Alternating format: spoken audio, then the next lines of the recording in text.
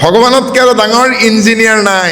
5টা আঙুলি যেনেকৈ একে নহয়, আমাৰো মনুষ্যৰ কাৰো লগত কাৰো নিমিলে।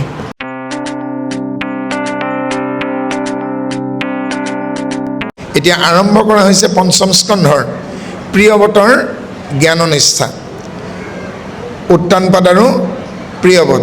আৰু এই প্ৰিয়ৱতৰ কেনে ধৰ্মনিষ্ঠা আছিল, জ্ঞাননিষ্ঠা আছিল, নিস্বাৰ্থ ভকতি আছিল, সেই বিষয়ে ক'বলৈ আৰম্ভ কৰিছে। আছিলন্ত প্ৰিয়ৱত ৰাজা শিৰোমণি পৰম বৈষ্ণৱ জাক জগতে বখানি। নাৰদত লভিল ঈশ্বৰ মহাজ্ঞান, কৃষ্ণৰ চৰণ বিনে নিচিন্তিল আন। আৰু এই প্ৰিয়ৱত মহাৰাজে নাৰদৰ ওচৰত শৰণ ভজন লাভ কৰিছিল আৰু নিস্বাৰ্থ ভাৱনাৰে ভজনা কৰিছিলে ঈশ্বৰক। আত্মাৰাম জগতকে দেখে বিষ্ণুময়, দেহতে এৰিল অভিলাষ মহাশয়। কি কাৰণে বাৰু শুকদেৱে প্ৰিয়ৱতৰ আখ্যানটো পৰীক্ষিতৰ আগত ক'বলগীয়া হ'ল? প্ৰিয়ৱত ৰজাৰ আখ্যানটো এই কাৰণেই পৰীক্ষিতৰ আগত ক'ব লগা হ'ল, যি সময়ত পৰীক্ষিতে ব্ৰহ্মশাপ লাভ কৰিলে 7 দিনৰ ভিতৰত মৃত্যু হ'ব লাগে। সৌভাগ্যবশতঃ যেতিয়া শুকদেৱ গোস্বামী আহি পালে আৰু তেতিয়া নিজৰ মনৰ আক্ষেপ প্ৰকাশ কৰিছে পৰীক্ষিতে এই বুলি, হে গুৰুজন, মই কম বয়সতেই পৃথিৱী এৰি যাব ওলাইছোঁ, মোৰ মৃত্যু নিশ্চিত, কিন্তু মোৰ খাবলৈ ল'বলৈ জীবলৈ বহুত আশা আছিল। আৰু তেতিয়া পৰীক্ষিতৰ এনে আশংকা দেখি শুকদেৱে পৰীক্ষিতক কৈছেগৈ, হে মহাৰাজ, নাৰীৰ শৰীৰটো আৰু পুৰুষৰ শৰীৰটো ঈশ্বৰে কি কাৰণে দিছে? আৰু তেতিয়া পৰীক্ষিতে উত্তৰ দিব পৰা নাই। আৰু পৰীক্ষিতে তেতিয়া শুকদেৱক সুধিলে, আপুনি মোৰ মাৰ্গ দৰ্শন কৰক। আৰু শুকদেৱে ক'লে, হে মহাৰাজ, আপোনাক যদি সৃষ্টিকৰ্তা ব্ৰহ্মাই আৰু ঈশ্বৰে কৃপা কৰি আৰু 1000 বাৰ পৃথিৱীত মনুষ্য শৰীৰ দিয়ে, পুৰুষ শৰীৰো দান কৰে, আপোনাৰ কিন্তু কামনা বাসনা কেতিয়াও সম্পূৰ্ণকৈ পূৰণ নহ'ব। আপোনাৰ পত্নী ইৰাৱতীকো যদি 100 বাৰ নালাগে 1000 বাৰ নাৰীৰ জন্ম দিয়ে, তথাপিতো তেওঁ 1000 বাৰ জন্ম লাভ কৰিও মনুষ্য জীৱনৰ কামনা বাসনা শেষ কৰিব নোৱাৰে চৰিতাৰ্থ কৰি। হে ৰাজন, যেতিয়ালৈকে প্ৰতিজন মানুহে ভাবি থাকিব যে কামনা বাসনা জৈৱিক বাসনা পূৰণৰ কাৰণে এই শৰীৰটো, তেতিয়ালৈকে তেওঁ ঈশ্বৰক নাপায়। যেতিয়ালৈকে এজন ব্যক্তিৰ মনত ত্যাগৰ ভাৱনা নাহে, তেতিয়ালৈকে তেওঁ সাংসাৰিক দুখ কষ্টৰ পৰা পৰিত্ৰাণ নাপায়। মই মোৰ কৰি থাকোঁতেই যাব। গতিকে হে মহাৰাজ, আপুনি শুনকচোন, প্ৰিয়ৱত নামৰ মনুৰ পুত্ৰ এগৰাকী পৃথিৱীৰ ৰজা হ'ল। আৰু তেখেতে ৰজা হোৱাৰ পাছতো যি জ্ঞান নিষ্ঠা, যি নিস্বাৰ্থ প্ৰেম, যি কৰ্তব্যবোধ, যি জ্ঞানবোধ, যি বিবেকবোধ, যি বিচাৰ শক্তি, যি বিবেচনা শক্তি, আপুনি তেওঁৰ কাহিনী শুনিলে তাজ্জব মানিব। আহকচোন, তেওঁৰ গুণ কেনে, চৰিত্ৰ কেনে, আৰু তেওঁৰ নিজৰ আত্মগুণৰ নিমিত্তে প্ৰিয়ৱত ৰজাই বিঘিনিৰ মূৰত ভৰি দিব পাৰিছিল। অৰ্থাৎ আমি যিসকলে বিধিৰ কিংকৰ হৈ বিধাতাৰ লেখন অনুসৰি এই পৃথিৱীত আহি আছোঁ, তেতিয়ালৈকে আমি বিধিৰ কিংকৰ হৈ থাকিম, যেতিয়ালৈকে পৃথিৱীলৈকে আহি লেদনা উকটি থাকিম, শাস্তি খাই থাকিম। আৰু যিদিনাখন আমি আহিব নালাগে, সেইদিনাখন আমি আৰু বিধিৰ কিংকৰ হৈ থাকিব নালাগে। কিন্তু যেতিয়ালৈকে আমি কামনাৰ বাবে, বাসনাৰ বাবে, জৈৱিক বাসনাখিনি পূৰণ কৰাৰ নিমিত্তে শৰীৰটো বুলি ভাবিম, আমি কিন্তু বিধিৰ কিংকৰ হৈ থাকিব লাগিব। প্ৰাৰব্ধ, আৰব্ধ, অনাৰব্ধ 3 প্ৰকাৰ সংস্কাৰৰ পৰা কদাপি মুক্তি নাপাম। সেয়েহে হে ৰাজন, আপুনি বিধিৰ কিংকৰ হোৱাৰ পৰা যদি সাৰিব লাগে, বাচিব লাগে, আত্মবোধ, বিবেকবোধ, নিস্বাৰ্থ আৰু নিজৰ চিত্তৰ বৃত্তিক নিয়ন্ত্ৰণ কৰক হে ৰাজন, নহ'লে কিন্তু আপোনাৰ মুক্তিৰ ব্যৱস্থা নাই। এতিয়া আপোনাৰ অভিলাষ কি কওক? পৰীক্ষিতক সুধিছে শুকে। তেতিয়া শুকদেৱে পৰীক্ষিতে কৈছে, হে গুৰুজন, মই শুনিছোঁ সৰ্পই বোলে দংশন কৰিলে শৰীৰত বিৰাট বিক্ৰিয়াৰ সৃষ্টি হয়, জ্বলা পোৰা কৰে আৰু অত্যন্ত কষ্ট পাই মানুহজনৰ মৃত্যু হয়। গতিকে মোক তক্ষকে দৰ্শন কৰক, আপত্তি নাই, কিন্তু তক্ষকে দংশন কৰিলে যাতে মোৰ শৰীৰত সেই বিক্ৰিয়া যাতে অনুভৱ নহয়, মোক সেইখিনি লাগে। আৰু তক্ষক বোলে দেখাত খুব ভয়ংকৰ সাপ এডাল, আৰু সেনেকুৱা বোলে ভয়ংকৰ সাপ পৃথিৱীত আৰু দ্বিতীয় এডাল নাই। গতিকে এই তক্ষকৰ সেই বিভৎস চেহেৰাটো যদি মই দেখোঁ, আকৌ গৈ পেলাই যদি অহা জন্মত মই সৰ্পৰ জন্ম ল'বলগীয়া হয়, অৰ্থাৎ এনেকুৱাকৈ কৈছে যে মৃত্যুৰ আগমুহূৰ্তত যিটো বাঞ্ছা কৰে, মৃত্যুৰ আগমুহূৰ্তত যিটো দৃশ্য দেখে, তেনেধৰণেই পৰৱৰ্তী জন্ম হয়। সেইকাৰণে ৰজাই কৈছেগৈ, ইমান বোলে ভয়ংকৰ সাপ তক্ষক, সেনেকুৱা বিভৎস ভয়ংকৰ সৰ্প এডাল যদি মই দেখিব লাগে, মই যদি সাপৰ জন্ম ল'বলগীয়া হয়, আকৌ বোলে সৰ্পই দংশন কৰিলে গাটোত বোলে জুই লাগি যায় আৰু ইমান কষ্ট পাই পেলাই মানুহজন মৃত্যুবৰণ কৰে, বোলে ফাঁচি দিলেও বলি দিলেও তেওঁক বোলে বাঘে খালেও বোলে সিমান শাস্তি নাপায়, যদি সৰ্পই দংশন কৰিলে সিমান শাস্তি পায়। আৰু সেনেকুৱা মই শাৰীৰিক যন্ত্ৰণা লাভ কৰি মৰিব নোখোজোঁ। গতিকে মোক আপুনি এটাই উপায় কৰক, যাতে মোক দংশন কৰাৰ সময়ত মই যাতে তক্ষক নামৰ সৰ্পডালক দেখা নাপাওঁ, আৰু মোক দংশন কৰিলেও কৰক, মোৰ মৃত্যু হ'লেও মই যাতে শাৰীৰিকভাৱে সেই যন্ত্ৰণা নাপাওঁ। তেতিয়া পৰীক্ষিতক শুকদেৱে কৈছে, হে ৰাজন, আমাৰ এই শৰীৰৰ প্ৰকাৰ আছে, আপুনি মোক কেনে দেখিছে? তেতিয়া পৰীক্ষিতে শুকক কৈছে, আপুনি এজন 16 বছৰীয়া ডেকা মানুহ। অৰ্থাৎ পৰীক্ষিতে শুকক যেতিয়া লগ পাইছে 16 বছৰ, তাৰ 2 বছৰ আগত 14 বছৰ বয়সত শুকদেৱে জনক ৰজাৰ তালৈকে গৈছিল ভক্তি বিষয়ত শিক্ষা গ্ৰহণ কৰিবলৈ। আৰু তেতিয়া পৰীক্ষিতে আকৌ কৈছে, আপোনাক দেখাত 16 বছৰীয়া ডেকা যুৱকজন দেখা গৈছে, আপুনি এজন পুৰুষ আৰু আপুনি এজন মৰম লগা মানুহ। তেতিয়া কৈছে, আপুনি মোৰ শৰীৰটো যেনেকৈ দেখিছে, মই আপোনাৰ শৰীৰটো যেনেকৈ দেখিছোঁ, এয়া হ'ল আমাৰ স্থূল শৰীৰ। আপুনি কি ক'লে? আপুনি এজন পুৰুষ যুৱক, অৰ্থাৎ সৰুতে ল'ৰা কেঁচুৱা বুলি কওঁ, ল'ৰা শিশু, ডেকা হ'ল, যুৱক হ'ল, পুৰুষ হ'ল, বৃদ্ধ হ'ল, নাৰী হ'লে ছোৱালী কেঁচুৱা, যুৱতী হ'ল, গাভৰু হ'ল, বোৱাৰী হ'ল, মাক হ'ল, আদহীয়া হ'ল, বুঢ়ী হ'ল। আমি লিংগভেদ নকৰোঁ জানো? সেনেকৈ কৈছে, যিবোৰ চিহ্নৰ সহায়ত পুৰুষ আৰু নাৰী ভিন্নতা কৰিব পাৰি, তাকে লিংগদেহ বুলি কয়। অৰ্থাৎ আমাৰ দ্বিতীয় শৰীৰটো লিংগদেহা। হে মহাৰাজ, এতিয়া আপুনি তৃতীয় শৰীৰলৈকে যাওক। বোলে তৃতীয় শৰীৰ কি? কাৰণ শৰীৰ। পিতৃ আৰু মাতৃৰ এদিন বিবাহ হৈছিল, তাৰপিছত তেওঁলোকে ভাবিছিল আমাৰ সংসাৰখন আগুৱাই নিম। গতিকে এনেদৰে ভবাৰ বাবেই সংসাৰলৈকে পিতৃ আৰু মাতৃৰ আমিবোৰ আহিছিলোঁ। অৰ্থাৎ পিতৃ মাতৃ নাভাবিলে যদি আহিলোহেঁতেননে?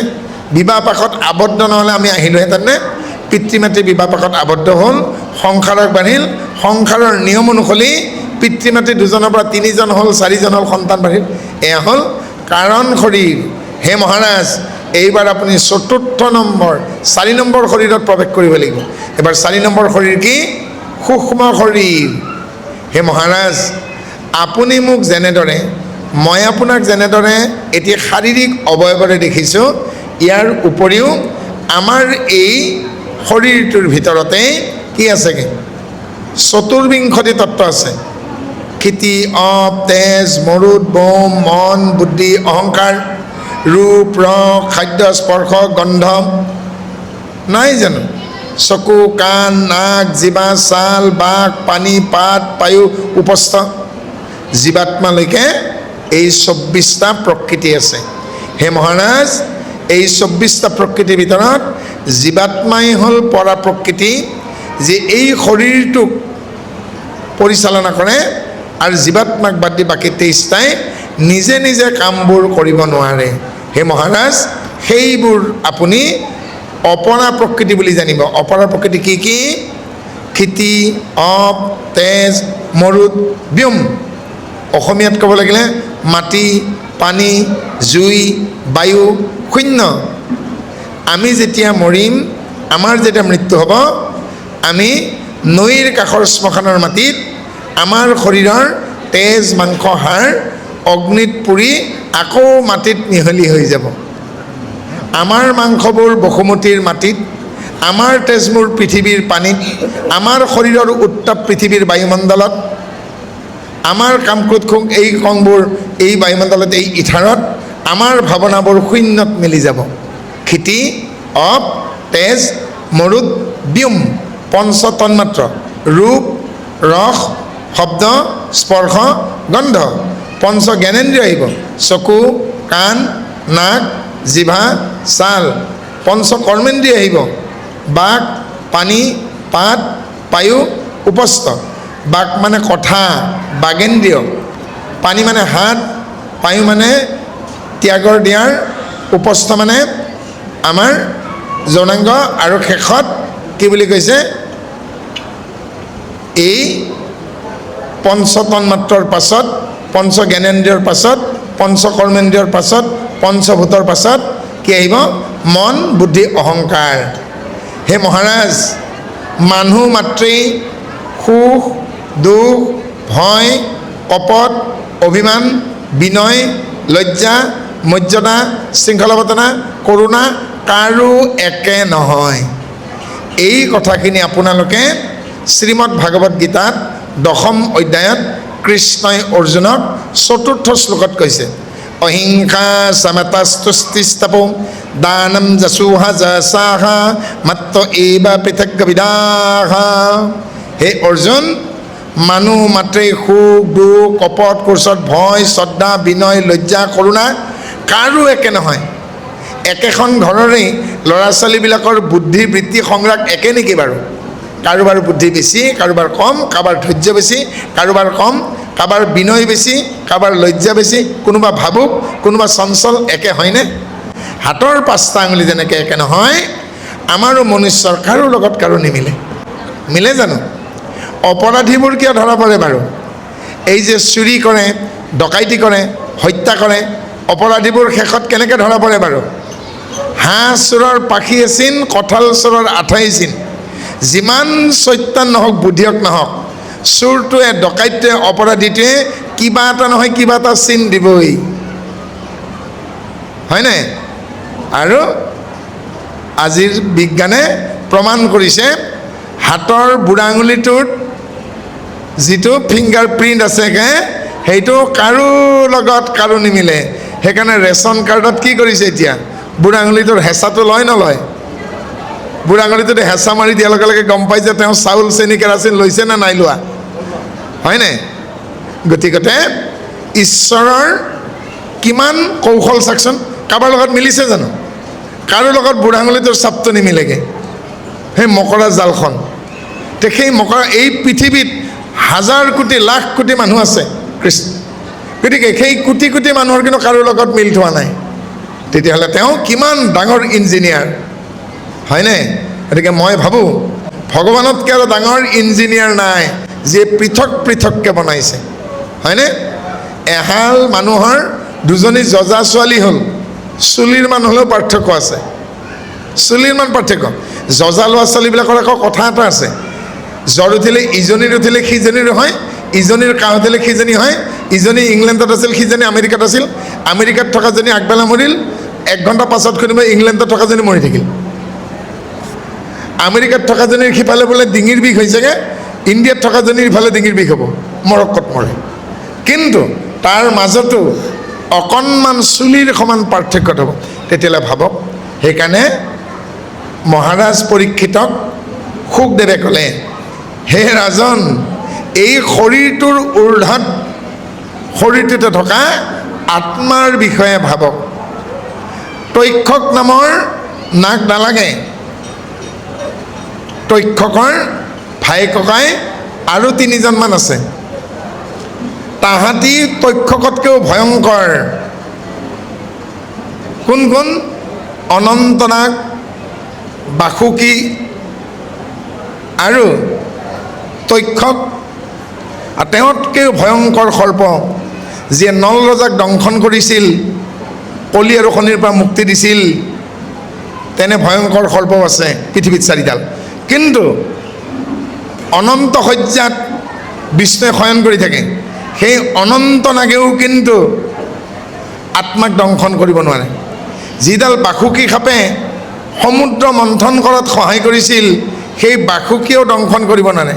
যি তক্ষকে পৰীক্ষিতকে দংশন কৰিলে, কিন্তু সেই পৰীক্ষিতক কিন্তু দংশন কৰিলেও তক্ষকে কিন্তু কি কৰিব নোৱাৰিলে? পৰীক্ষিতৰ আত্মাক দংশন কৰিব নোৱাৰিলে। অৰ্থাৎ আত্মানো কি, সেই সম্পৰ্কে শুকদেৱে পৰীক্ষিতক বুজাই দিলে। যি মুহূৰ্তত এজন ব্যক্তিৰ মনলৈ তেওঁ পুৰুষেই হওক, মহিলাই হওক বা কিন্নৰেই হওক, কিন্নৰ মানে নপুংসক, আৰু এইসকলক কি হয়গৈ? পুৰুষেই হওক বা নাৰীয়েই হওক বা এগৰাকী কিন্নৰেই হওক, যেতিয়া নিজকে তেওঁ এটা আত্মা বুলি অনুভৱ কৰিব, যেতিয়া এজন ব্যক্তিয়ে এই বুলি ভাবিব, মই জাতি নহয়, জ্ঞাতি নহয়, এক আত্মা কৃষ্ণদাস মাত্ৰ দেই। এতিয়া আমাৰ হয়তো নামবোৰ কেনেকুৱা? নগেন, খগেন, হৰি, যদু, মধু, শৰৎ, এইবোৰ শৰীৰটোৰ নাম। আত্মাৰ কোনো নাম নাথাকে, আত্মাৰ কোনো নাম নাই। নৈৰ পাৰত কৰোণাৰ সময়ত গুৱাহাটী মহানগৰীত একেলগে 20জন 25জন মানুহক দাহন কৰিবলগীয়া হৈছে। বহু ঠাইত মানুহ বহুত মৰিছেগৈ কৰোণাৰ সময়ত। কিন্তু এই যে একেলগে নৈৰ পাৰত 10খন চিতা জ্বলিল, 10খন চিতাৰ ৰং বেলেগ হৈ থাকিব নেকি? ৰঙা, নীলা, সেউজীয়া, কলা, বগা এনেকুৱা হ'ব নেকি? বৰফুকন আৰু বৰ্মন নামৰ উপাধিৰ মানুহজনক পুৰোতে বগা হৈ থাকিল, কলিতাক পুৰা ছাইখিনি কলা হৈ থাকিল, ৰাজবংশী আৰু ৰায় পুৰা ছাইখিনি ৰঙা হৈ থাকিল, সত্ৰৰ সত্ৰাধিকাৰ গোস্বামী ঢুকাল, গুলপীয়া হৈ থাকিল, মই হাজৰিকা লিখোঁ, মোৰ ছাইখিনি হালধীয়া হ'ব নেকি? গতিকে মৃতদেহ দহন কৰা ছাইখিনি যেনেকৈ একে ৰঙৰ, সেনেকৈ আত্মাও একেই। আত্মাৰ আকৃতি নাই, আকাৰ নাই, বৰণ নাই। গিলাচত থ'লে পানীয়ে গিলাচৰ আকৃতি লয়, উজলা নীল দিলে নীলা হৈ যায়, নাযায় জানো? গতিকে এজন ব্যক্তিয়ে বিভিন্ন ধৰণৰ আজিকালি বজাৰত চৰ্বত পায়, ৰঙা, নীলা, কলা চৰ্বত নাপায় জানো? মই কোম্পানীৰ নামবোৰ নকওঁ দেই, বিভিন্ন ৰঙৰ চৰ্বত পায় আৰু বিভিন্ন ৰঙৰ পানী খায়। কিছুমান মানুহে আইৰণ থকা দমকলৰ পানী খায়। কিন্তু যেনে পানীয়ে নাখাওক, যেতিয়া সেই মানুহজনে পেচাব ত্যাগ কৰিবগৈ, পেচাব কিন্তু ৰঙা নীলা হৈ নোলায়, চাফা হৈ ওলায়। ঠিক তেনেদৰেই আত্মাৰ বৰণ নাই, আকাৰ নাই, আকৃতি নাই। আৰু পৰীক্ষিতে যেতিয়া দেহৰ ঊৰ্ধত গৈ আত্মাৰ পৰ্যায় পালে, আৰু এদিন পৰীক্ষিতৰ মৃত্যু ঘটিল, কিন্তু পৰীক্ষিতৰ দেহটোৰ মৃত্যু ঘটিল, আত্মাটোৰ কিন্তু একো নহ'ল। আৰু সেই কথা জনাবৰ বাবেই শুকদেৱে পৰীক্ষিতক এই প্ৰিয়ব্ৰত ৰজাৰ আখ্যান কৈছে। আৰু প্ৰিয়ব্ৰত ৰজাৰ জ্ঞান নিষ্ঠাৰ বাবে, শ্ৰদ্ধাৰ বাবে, অধ্যৱসায়ৰ বাবে, সহ্যৰ বাবে, ধৈৰ্যৰ বাবে তেওঁ কি কৰিলেগৈ? বিঘিনি অতিক্ৰম কৰিবলৈ সক্ষম হ'ল, আৰু বিঘিনিয়ে তেওঁক একো কৰিব নোৱাৰিলে। আৰু আহক আমি এই প্ৰিয়ব্ৰত ৰজাই কেনেকৈ মায়া সংসাৰত থাকিও মায়াৰ লগত নিৰ্লিপ্ত হৈ, মায়াৰ লগত সম্পৃক্ত নোহোৱাকৈ সংসাৰ ধৰ্ম পালন কৰিলে। কিমতে ভকতি কৰিব তোমাত হৰি হৰি হৰি